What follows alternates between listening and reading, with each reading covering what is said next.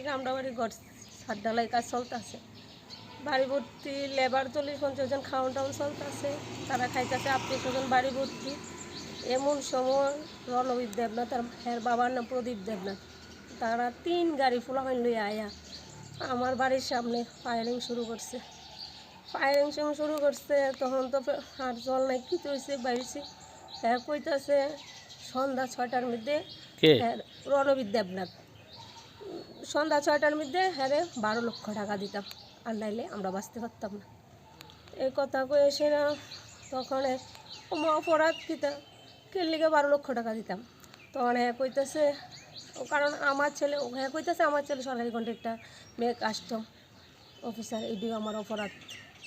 টাকা না দিলে আমরা বাঁচতে পারতাম না, থাকতে পারতাম না।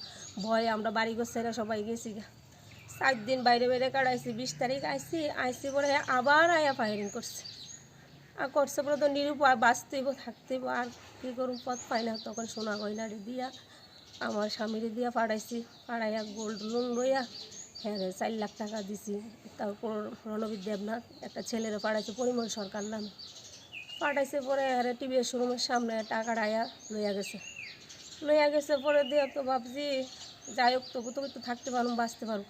পুনরায় আবার আগামীকালকা আবার হ্যাঁ 10 লাখ টাকা গতকালকে 10 লাখ টাকা দিতে আমার ছেলের মোবাইলের মধ্যে হ্যাঁ হুমকি, একায়া ফোন করে বয়স পাঠাইতেছে হ্যাঁ 10 লাখ টাকা দিতাম, নাহলে আমরা বাঁচতে পারতাম না।